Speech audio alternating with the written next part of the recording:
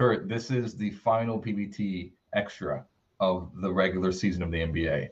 And before we get into it, because this is, quite a momentous occasion, granted that we just recovered from March Madness. We just recovered from an exceptional Final Four, if I may say so myself. Yeah. And then we get playoffs next. But what did you think about the whole Final Four this year? On the men's side, UConn ended up just being, double digits in every win. So dominant. Really impressive. And one of those stories where I guess they were hot early and then everybody kind of wrote them off like, they lost it midseason. They got it back together. So good for them. Good for San Diego State. That's kind of hey, Pac-10, you want us now? Good moment. The women's Final Four was amazing. Like seeing South Carolina actually lose was stunning. Yeah. The final game of congratulations to LSU. Like all around, it was really entertaining. What about you? What were you watching? Caitlin Clark was phenomenal. Yeah.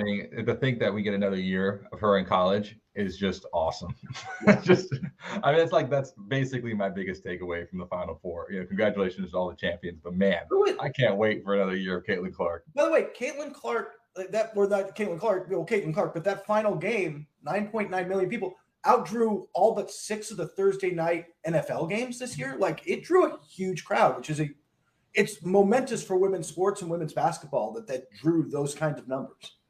It's interesting. I think this is my theory, Kurt. I think what's happening in the WNBA and in women's basketball in general is the same thing that happened with Bill Russell and Wilt Chamberlain and all that stuff in the early 60s, in the 60s in the NBA.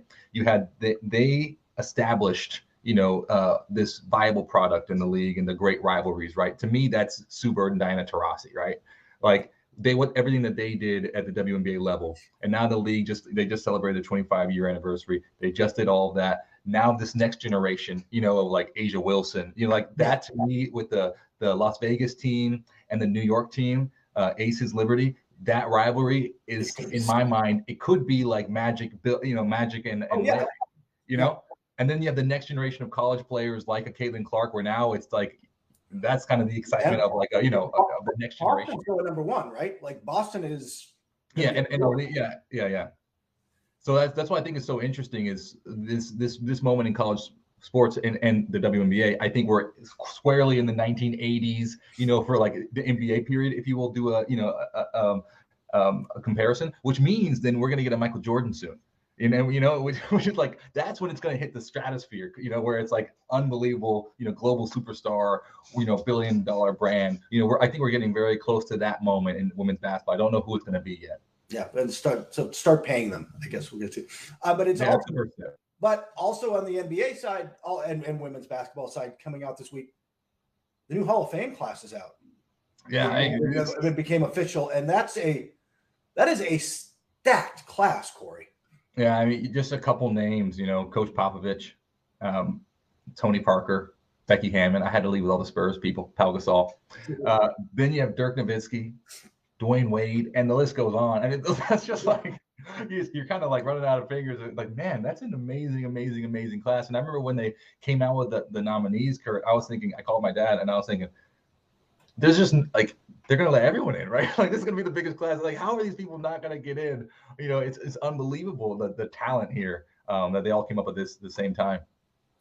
And it's a bunch of franchise icons, which I love. Like, Dwayne Wade is the greatest Miami Heat player ever. Obviously, LeBron was a better player, but if you're talking about the franchise talisman player, it's Dwayne Wade. Obviously, Dirk Nowitzki is the Dallas Mavericks, and your guy Greg Popovich is the Spurs in a lot of ways. Despite, Tim Duncan obviously is there, and your father and all these great players. Pop is still the through line on all of it. The relationship between Coach Pop and Tim Duncan, I think, that in itself should be in the Hall of Fame. That's such a special coach-player relationship. But yeah, to see, especially last year. So you had Manu, you had Tim go, you had my dad in a few years ago. Well, it was over a decade ago. And then you have, Tony. And it's kind of like the entire dynasty is now enshrined. Yeah. And I can't help but think, what we see this with the Warriors in like 20 years, or 10 years, 15 years. Will it just be like the same kind of thing? And at the end, will Steve Kerr go in after everyone? I think Kerr gets in as a coach. at this point, but he's about to coach Team USA. That's usually a good sign that you've reached that status. But he's got the 4 rings as the coach, so he deserves it. He deserves to be in for his ability to, like you said, maybe it starts, and Popovich talked about this, like I was just in the right place. Yeah, but building those relationships and building a relationship where you can coach those guys. I mean, part of it is that Duncan wanted to be coached and your dad wanted to be coached and Curry wants to be coached. But to manage that relationship and then build the system around that, and in Popovich's case, evolve that system. The way they won the first championship and the way they won the 2014 championship and frankly, the Tony Parker, the 2007 finals MVP, whatever year, I think it was 7, whatever year that was, those 3 teams played very different styles of basketball. Yeah, that's but the through line once again was, Tim Duncan. And I think that's a really interesting idea of, like, you see all this with the Patriots as well. Because you would think 20-year dynasties and all these championships, UConn just entered the conversation, by the way. Yeah. Since 1999, they're the only team to have 5 championships. Was anybody more excited than Kemba Walker? No, but it's a pretty amazing because they've done it with multiple coaches, right? So, but when you think about this instance of the Spurs, or you think about the Patriots, which is like the only, the one that I can think of at the top of my head, you have Tom Brady and Bill Belichick, right? And then you have, Tim Duncan and Coach Popovich, and they were the through line over the course of that they were able to evolve and adapt, and the team evolved and adapt around, them and their playing style and the pieces around them. But the cornerstone wasn't changed. So I do think that is, the most interesting thing about the Spurs franchise in my mind, is how, how important, Tim was there for everything, and how gracefully he aged and how, but the thing I love about this class, in addition to that, is just the span of the game. You can see the game's reach in this class better than anything, Kurt. I mean, Germany, Spain, France. It's pretty cool to see that, because that's what that's what's reflected in the MVP race. Yeah, well, and Gasol and Parker are in part. I mean, they've got very good NBA resumes. They have tremendous international resumes, right? Like, that's a big part of the reason that they're in, is how Gasol helped Spain win a world championship. Like, it's part of why he's there. Yeah, and to be such a focal point of that championship with the championship with Kobe, I think it's like such a fascinating, for me, it's a fascinating class because it hits every aspect. And of course, Becky Hammon, she just won with the Aces as a coach, but be able to coach in the NBA.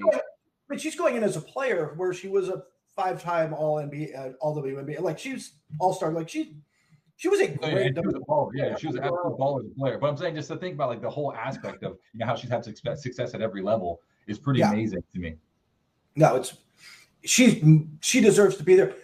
I'm going to ask, for my own curiosity, but also everybody listening. Like, you're around Popovich. What's being around him like that in a more casual setting than I ever get to? What's it like? What kind of presence is he? He's very funny. I mean, he's a very funny guy. I think Coach Pop has been very kind to me and my family. He's just really funny. He's just really funny. That's the only word I can think of, because whenever I'm around him, he's always cracking jokes, and he always makes me laugh.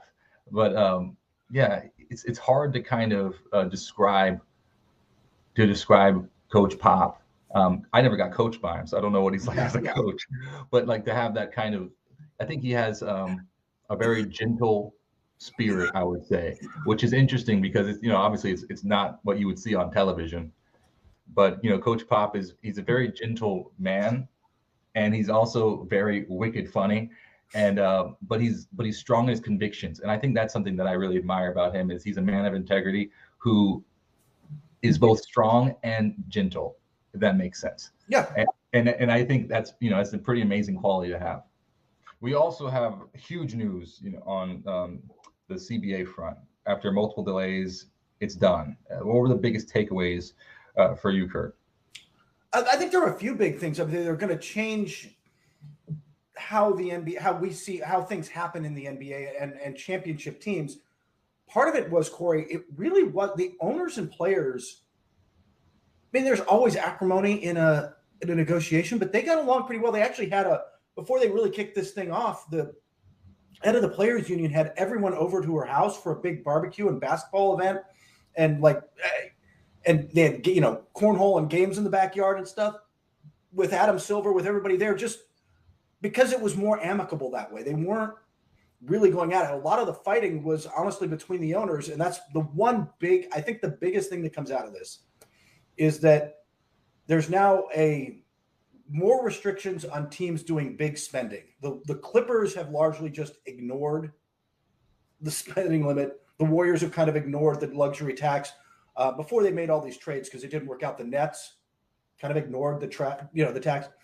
Other owners wanted to rein that in, and it's kind of this spending issue we see in the Premier League where, the Saudi investment fund owns Newcastle United, and the Qatari one owns the Paris Saint-Germain, and these big spending clubs that can just kind of spend whatever they want.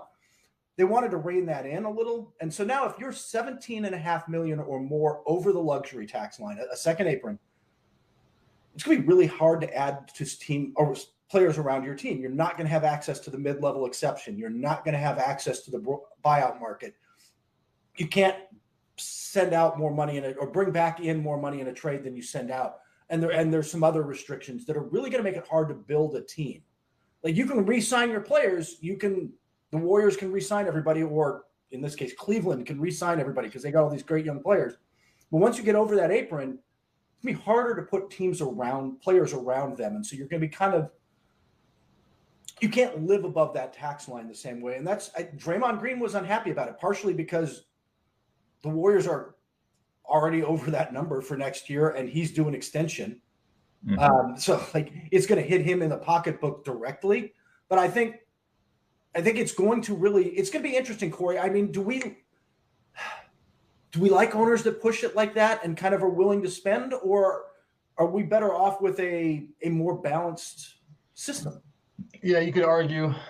It depends, really, once again, it comes down to, what are your goals? Because some owners are totally fine with just having, a profitable business, whether, it doesn't matter if you win or lose, and that's an interesting model. The fans probably don't like that very much. No.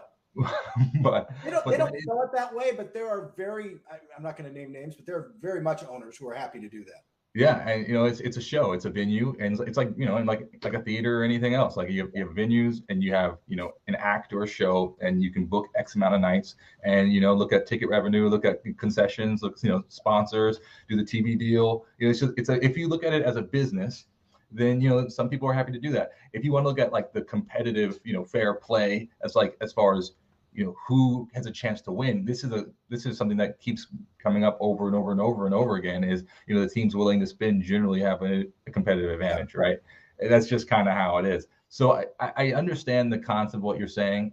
I do think it is interesting though when you have an owner willing to really push the envelope though, because you end up having, in some cases, these teams that are together for a long time. And this is the thing that I love about college basketball, used to love, although I think NIL is bringing us back. Teams that are actually together for a long period of time. Like the Warriors, like we've talked about, that trio that they've had. They've been together for like a decade. Yeah.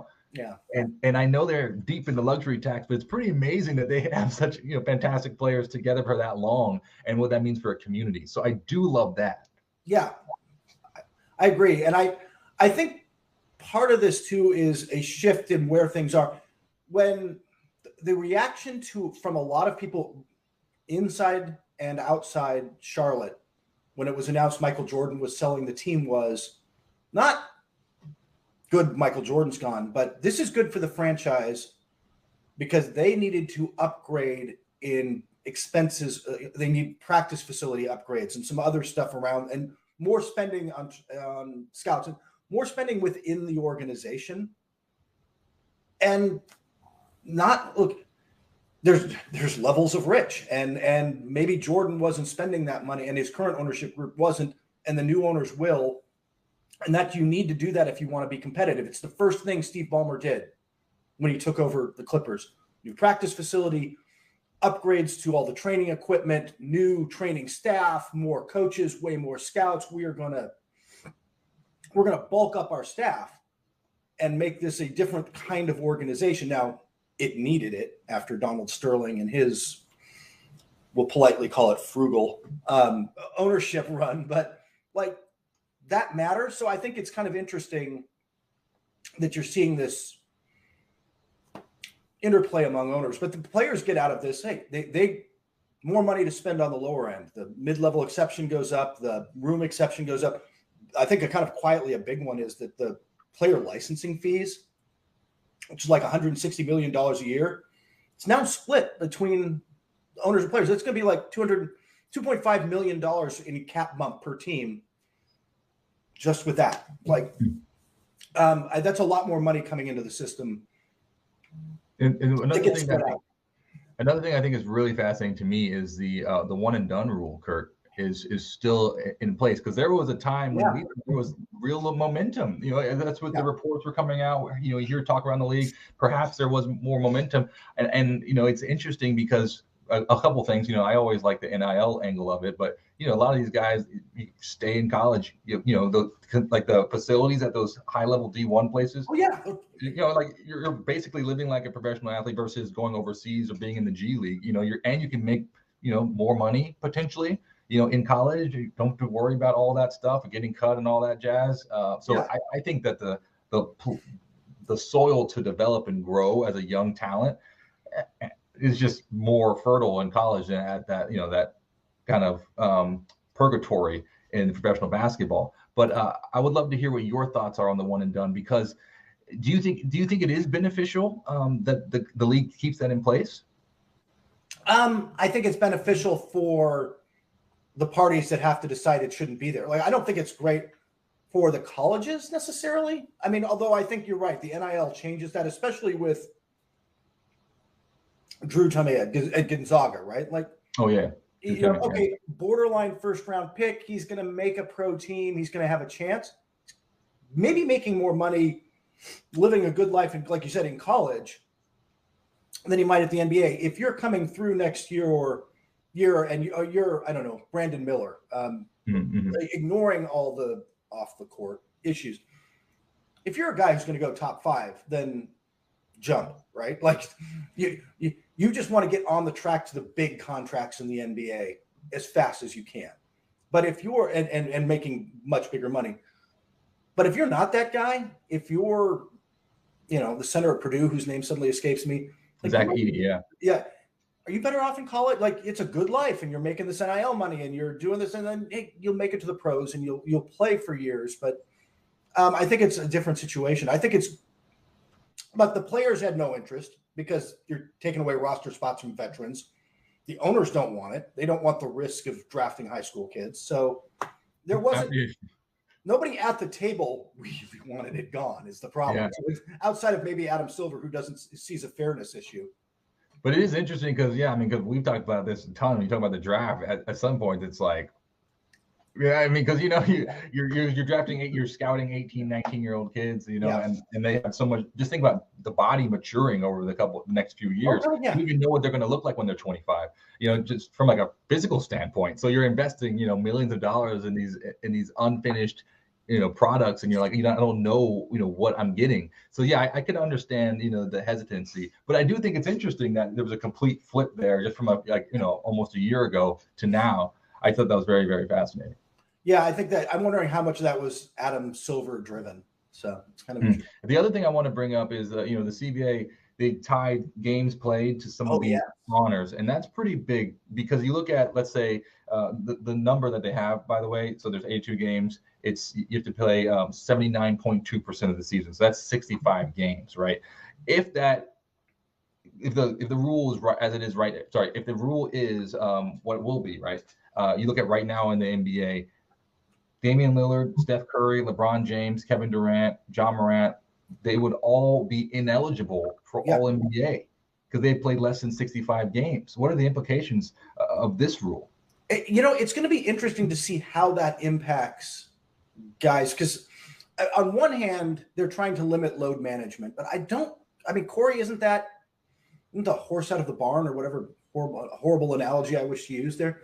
But like, you know what I mean? Like, you've opened Pandora's box. I don't think you can put it back in, right? Like, load management's a thing. I think what you get is as of us speaking, Giannis Antetokounmpo has played 63 games with 3 to play. The Bucks have a 3-game lead over the Celtics for the number 1 seed overall with 3 to play. They just need to win one more, and then they can sit him. And they might sit him all 3 just to make sure he's fully rested for the playoffs. But if that 65 were there, he'd play, right? He would get to that number. So it's going to be interesting to see on those kind of cases. But I don't know that it changes much. I also don't know that it changes much. Like, man, missing 17 games, a good ankle sprain, good knee sprain. Like, you're just going to miss. Durant would have missed it this year, not because he was being load managed, but because guys fell into his knee. Yeah. It's an interesting argument when you think about, with the injury.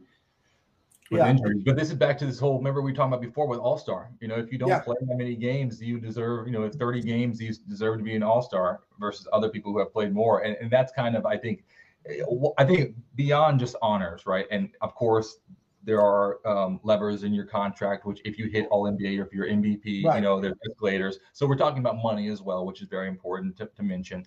But I think just as a product, for the NBA to put out there, like I can't tell you how many times I'm like, oh man, they're just going to sit this person. I don't even know if I want to watch this game, against the Rockets or the Spurs. I'm just like, it might not even be worth 3 hours. And I think that's not a good thing for the NBA. No, and they are switching All-NBA starting next year to just the top 15 players. It's not going to be positionally tied, which helps because, honestly, forward's a little thin this year already. I'm already looking at third team forward for awards. We'll talk about awards in a little bit. I'm like, are these guys really All-NBA players? If you remove LeBron James and Kevin Durant from that list, like it's like you could end up with some guys who aren't really All-NBA worthy getting there because you have to fill the roles. If you make it the top 15, you should be able to get quality. But I just don't think, look, Kawhi Leonard's not changing how he goes. Yeah, but he's kind of an outlier. I feel like he'll just do what he always does, which is who knows. But like he kind of just moves in his own pace. But I do think for the rest of the NBA, I'd be curious because you look at, well, what's the words don't always do encourage people to act a certain way. But if you tie it to legacy or if you tie it to money, because at a certain point we see people making decisions not based on money anymore because they've already made hundreds of millions. Yeah. So if you also tie it to legacy, though, I wonder if those two pressure points are enough to make people play. I think it's an interesting question. And it'll be interesting. It's also, remember, teams push a lot of that because they're trying to keep guys healthy. It's less players sitting out than people think, and it's more driven by teams and their medical staff. But how much can the player pressure? They're like, hey, man, you're keeping me from escalator clauses. You're keeping me from, winning this stuff. So it's going to be interesting, Corey. Also interesting, I'm looking forward to Corey's Jukebox this week. We're sticking with classic rock, Corey. Yeah, we're into Druid rock. I don't know if you're interested in that subsection of rock. It exists. And I'm going to take you right there. Minnesota Timberwolves are my pick as a team. I've been doing teams a lot recently. I'm going to stick with it. And the song is Dreamboat Annie by Heart. Do you listen to Heart? I have listened to Heart. I'm not a huge Heart fan, but it's, you can't grow up as a white kid in the suburbs and not have listened to a bunch of Heart. So. Heart is, I used to love Heart.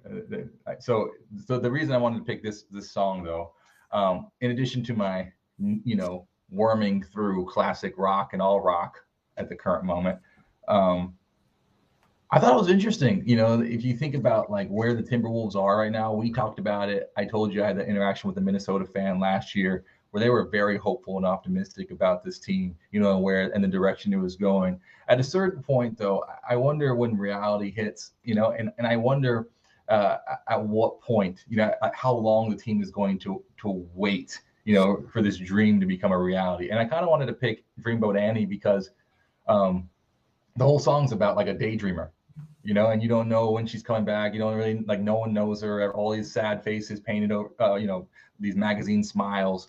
And I feel like in Minnesota, I saw a quote that was very, very revealing, and it was Anthony Edwards. And remember when they lost, they blew a huge lead a couple games ago, and they couldn't close it out, and it was against a very bad team. And they're like, this is something that just keeps happening. It keeps happening over and over and over again. And that kind of reminded me of that lyric of like, I wonder how happy it is, in Minnesota. And I wonder how frustrating it must be to be that good at moments, and then be that bad against bad teams. And then, like I said, how much daydreaming there is going on and how divorced that is from reality. So I thought that would be an interesting song. And it's a good song. Yeah, it is a good song. And it's an interesting team because they made obviously the big push all your chips into the middle move to get Rudy Gobert. And, again, we've discussed it. I truly believe overpaid to get him, but that's still a team that's evolving. And in 2 years, 3 years, Anthony Edwards is your best player. He is your tent pole, right? Yeah, which is interesting because remember, there was a time when we thought, Karl Anthony Towns, and D'Angelo Russell reunited. Well, this is wonderful. They love playing with each other. This is great, two players. And then Russell leaves. And you're thinking, okay, wait a second. Where is then you bring in Rudy Gobert. It's so the whole, right? Like, that's what I mean is like, I don't even know how long they'll keep it all together. I don't know how quick the trigger is. You know what I'm saying? I don't know. Yeah, and their age, like Mike Conley's there. He has been better for Rudy. He's been a better fit as a distributor point guard. Mike Conley's not young. Like, so he's not on the timeline, certainly not Edwards' timeline, not really Karl Anthony Towns' timeline. So where do you go? I mean, I just feel like there's a lot of questions. I'm not sure what this team is going to look like in even 2 years, really. That's what I'm saying. And that I don't know. So that's why I thought it'd be interesting. It's like a Dreamboat Annie scenario where there's a lot of daydreaming going on, and I just don't know. I don't know when it's going. What actually is going to happen. The reality of the situation. It just seems like they're kind of lost in their own little world. But I'm happy for Minnesota fans. They're doing great. Remember there was a moment with Patrick Beverley, and he was like, when they made the playoffs. And then I think he's been on like 2 teams since then. You know what I'm saying? So my point is that it's kind of like Minnesota. I don't know. I don't know what they're thinking. They're kind of in their own world. And they'll come through the play-in this year. They've got to come through the play-in, but they're one of those teams where you watch them for stretches in certain games and you think, yeah, they could come out of the play-in and be a problem. Like then they but like you said, then they turn around and blow leads and like they're just not consistent. But you put them in that play-in 1 game scenario that we'll end up talking about next week a lot. I'd say we talk about it this week, Corey, but you don't know how that's going to shake it. Like I know, we still don't know. Both conferences could go.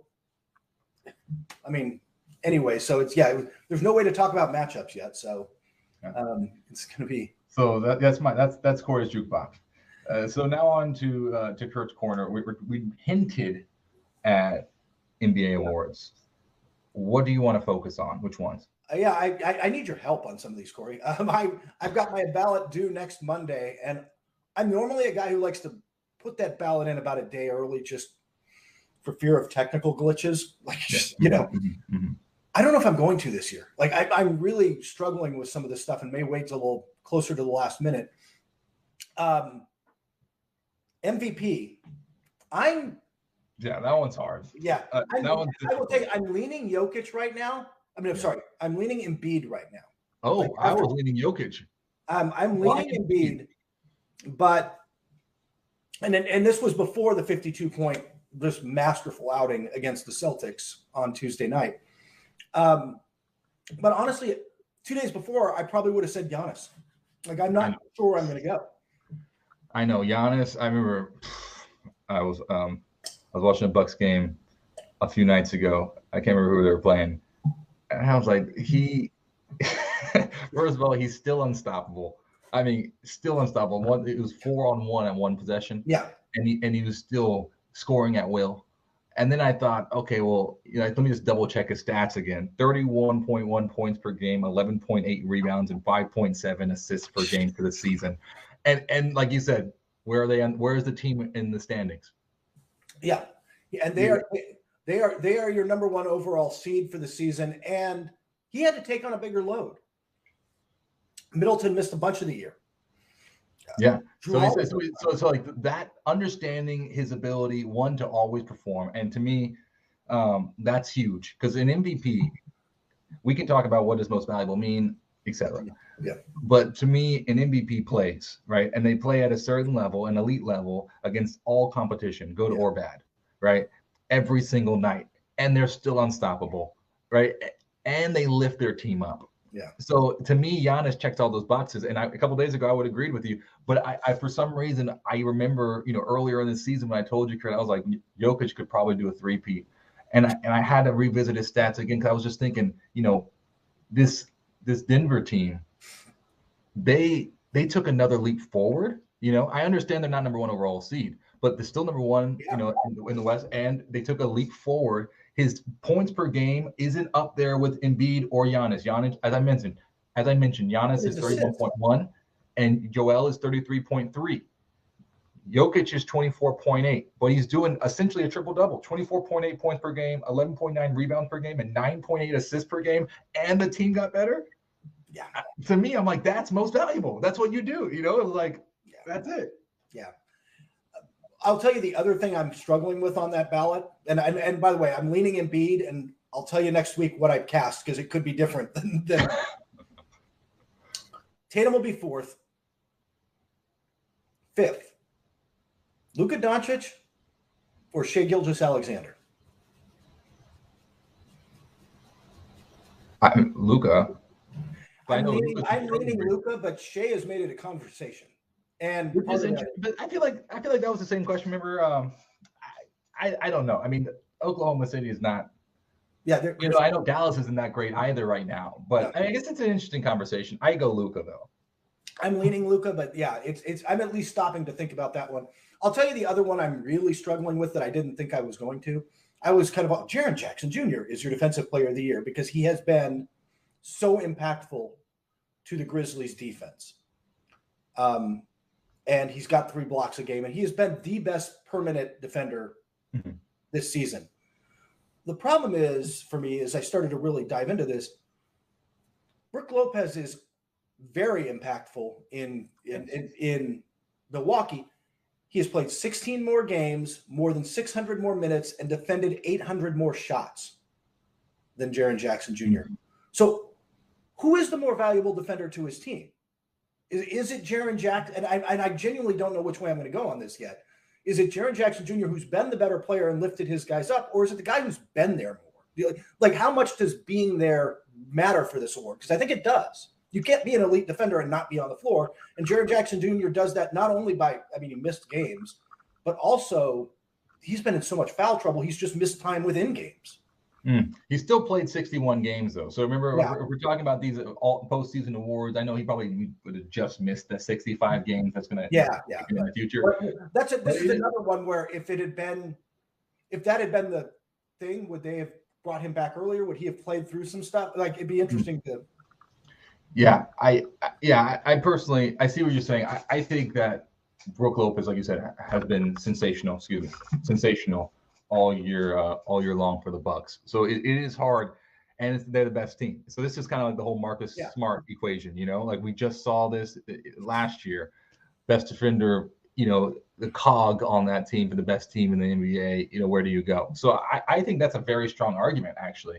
And I might have to lean Mr. Lopez's way. Yeah, I'm debating this because the other part of that is Lopez and the Bucks they have Giannis Antetokounmpo. They have other elite defenders on that roster.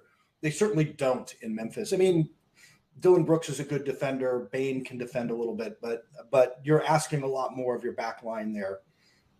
It's more like Rudy Gobert in Utah, where he's asked to clean up a lot more.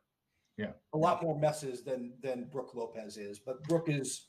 But it's interesting because Rudy Gobert has a lot of Defensive Player of the Year awards. Yes, he does. So if you're going, then you have to go Jaren. Yeah, that debate is tough. I don't know what I'm going to do with. I think we were discussing with Dan beforehand. Third, All-NBA Guard, where you get to pick. God, I can't wait till it's not positional. Where there's 6, and I'm going to have to leave off James Harden, Kyrie Irving. John Morant might not make it. Like, I don't know where when I first drew this up, there were 12 names who I thought were deserving for 6 spots. Tyrese Halliburton. But if you're putting in Curry, you're putting in Doncic, you're putting in Lillard, I think is a given. Shea is a given. Like, Suddenly I'm at 4. And like if those 4 are given, now I got 8 guys for 2 spots. And I genuinely don't know where I'm going to go with that. Like I said, I'm probably going to try to slide Jaylen Brown to forward, and that gives me one less guy to deal with who deserves to be there. But it's sticky. It's kind of a mess. And then what do you do with? I mean, do you like the idea of the game limit for awards? Yes, I think that's a good idea because once again, to me, I think the best players in the NBA should play. You know, I'm like old school in that sense. I'm like, I think they should play hard in the All-Star game. I think they should do the dunk contest. I think they should play like all the time, and you know, the regular season. You know, I think you should play all the way through the play. Like to me, this is what being an elite player is the durability aspect of it. You know, because some people, the thing about the NBA, and we see this all the time, and this is why it's so frustrating, is you know, you might have a stretch 1 week, 3 weeks, maybe in a couple months, where a team is great or a player is great. But the thing that separates good from great players in the NBA is, can you do it every night for whatever, you know, August, September, all the way, you know, August, September, October, you know, with preseason all the way through to June. And very few people can. And that's what makes them elite. So I think at least 65 games, I think is crucial to get back to what, in my mind, basketball is all about at that level. Fair enough. I tend to be, I'm with you, and that comes back to the defensive player of the year thing. I think it matters for individual awards. I tend to be a little looser with it with all NBA, simply because I have always wanted that to be a snapshot of the best players in the game. Yeah, I think that's a fair split. But you can't get like legacy. You know, if you haven't, let's say someone's injured and they play, you know, only 40 games or something like that. Are you still going to put, you know, like a Anthony Davis, who, you know, we've seen that happen several times. He's one of the best players in the NBA. Oh yeah, certainly deserving. But you know, in an injury-riddled season, you're not going to put him on All-NBA. Right? He is not going to make All-NBA this year, despite being the 3rd best center in the league, because Domantas Sabonis played a lot more games and was very good. Sabonis was, I mean, you know how much I am a big fan of Sabonis. I don't know if we're allowed to be fans. You know, I'm a fan of the game.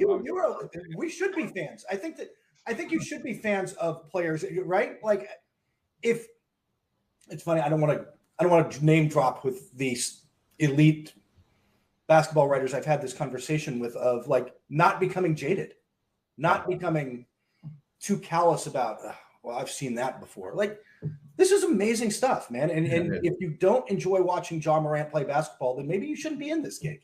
That's a very fair point. I love watching Sabonis play, and I'm very happy he made All-NBA in your list, because I totally agree. I think he's totally deserving. But it is back to this point of like, you know, at a certain level, the whole legacy question, you know, is an interesting question. Oh, do you get grandfathered into this list, you know, because of the past 8 years body of work? And I think, you know, at one point I can understand that argument from an athlete's perspective, because it's like, you know, I am and I have been consistently one of the best players in the NBA. Give me benefit of the doubt. However, you know, I do think, you know, it's a pretty slippery slope.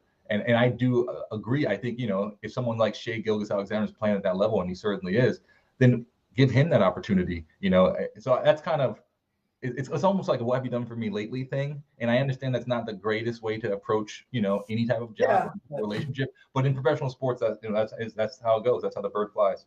Yeah. You gonna be watching the Masters this week, by the way, Corey? No, but I did go last year for the first time, Kurt. And it was, I don't know if we talked about it. It was one of the most surreal experiences of my life, you know, as a sportsman. Surreal how? Because, you know, I was there with my dad, and no one's allowed to have phones. Oh wow! So it was the first time in my life that I can remember walking around in public in a crowded like place full of like sports fans, you know, or fans in general, where no one could stop my dad and take a photo. So we would just walk around, and people would kind of like stop by and say, "Hey, like, what do you think about, you know, that shot?" And he would say something, but then they would just like walk away. And so there was no mobbing. There was no like, you know, photo line. It was like the weirdest thing, because we were just like 2 guys on a golf course. And I never, I guess, like, in my life, it's never happened. Of course, it's never happened at Disneyland or Disney World. You know, it's like it's never happened, you know, anywhere at Universal Studios, nothing like that. If I go to dinner, like my entire life, there's never been an instance, just the Masters. Very strange. Your dad isn't going to blend in quietly somewhere. He's not to. Yeah, no. So it was like the coolest, weirdest experience. I was like, there's thousands of people everywhere. And normally that would be very, very anxiety provoking for me. But it's like we're just we're safe, which was a very weird concept. But yeah, no. Will you be watching? A little bit. I'm not.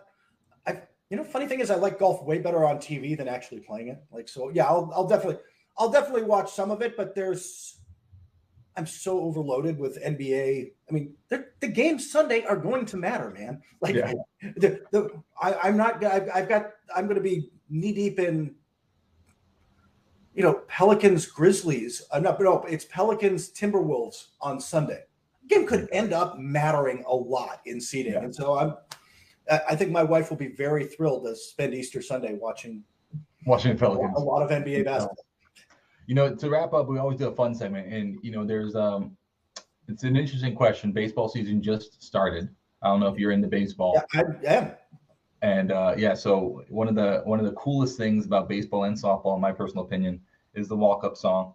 I remember in college, I went to a ton of softball games, and the walk-up song was always my favorite part. I'm like, okay, what do they got going on? What would be your walk-up song? So Dan had phrased our legendary producer, epic producer Dan, had mentioned like Mario Rivera, like the closers, and the closers is a little bit different, right? Because or bullpen guy. The closer thing has kind of evolved, hasn't it? But because then you've got all the time coming out, warming up, like it's not just 20 seconds of a song or 15 seconds of a song walking up to the plate, right? So I love that Mario, like Enter the Sandman works because you need that buildup. My favorite was Padres closer Trevor Hoffman back in the 90s. He used Hell's Bells, which just starts with a gong. Just like they hit that gong like 4 times. That gong would hit, like that sound would come out, and the stadium would go nuts because they knew what was coming. Wow. It was, and then he'd come out and throw changeups. So I like that slow buildup kind of thing. But I don't know. I don't know what you'd go with. Like I thought about this, but I'd probably go with California Love by Tupac. Just keep it. Okay. That's because it's funny because I was thinking like with the Hell's Bells and the gongs. I was like, and you went Enter Sandman, Metallica. I thought you were going to go that route. Okay. Yeah, it's a temptation to go with a Social Distortion song or something kind of rocking from the start, but I don't know. Oh, I like it. Okay. That's an interesting. What about you? What would be yours? I imagine they couldn't really do this at Notre Dame for football. So no. This is easy for me. It's right down the middle, and this one is I would do Akbalale by Kulthum. That's what I would do 100%. I'll send you the song. Yeah, it's a fantastic. I mean, it's also it's also like a 28-minute song. It's a very long song, but it is spectacular. Okay. It's the build up. It takes like 2.5 minutes for her to start singing, and when she does. And it's of course the most dramatic thing in the world. She is an unbelievable, she was an unbelievable, entertainer and singer. I don't know if I was reading obituaries recently. This is kind of morbid, but I like reading obituaries because you end up, it's like a mini biography. You end up reading about people's lives and how they're remembered. And for Kulthum, her obituary. I mean, I didn't know this. Millions of people were there flooding the streets, mourning for her in Egypt when she died. Yeah, she was the undisputed queen of Arab music for decades. So I didn't understand her impact on the world. I just loved her music. So that's what I would do. Akbalale by weird journalism sidebar, but like good obituary writing is both fascinating and like an art form. Like the people who are good at it they do it so well, and and when it's well done, it's just great reading. So yeah, because it's interesting. Briefly, once again, as long as we're staying on the obituary thing, it's interesting because in philosophy, one thing that I remember everyone would ask me this question in my philosophy classes in college. What do you want on your tombstone? Like how? And I thought that was an interesting question. Like because you could also ask, what do you want for a eulogy to be said about you after you die, and then you work backwards, right? And it's whatever you want on the tombstone, you then live today and for the rest of your life that way, so it would be on your tombstone, like a self-fulfilling prophecy. And philosophy students. But it's interesting with obituaries. It's the same thing. You think, okay, well, what really matters, and you find out that a lot of things that you think mattered in someone's life, like if you read Aretha Franklin's obituary, you're like, okay, I thought this was important, and you're like, oh no, actually it wasn't that important. This other thing was super important, and I thought that's really fascinating to me. But anyways, that would be my walk-up song. All right, you got to send me the song now, and I'll carve out half an hour and listen to it. You'll walk away amazed. Okay, Kurt, I'm very excited because the next time we talk, you know what that would mean. Playoffs. Playoff basketball. Strap in your seatbelt. Kurt, I'll see you next week. And for anyone else who wants to know, what Kurt and his team are working on, especially leading into this final stretch, he's going to be up Sunday night watching that Pels game. And if you want to know all those details, go to NBCsports.com/NBA.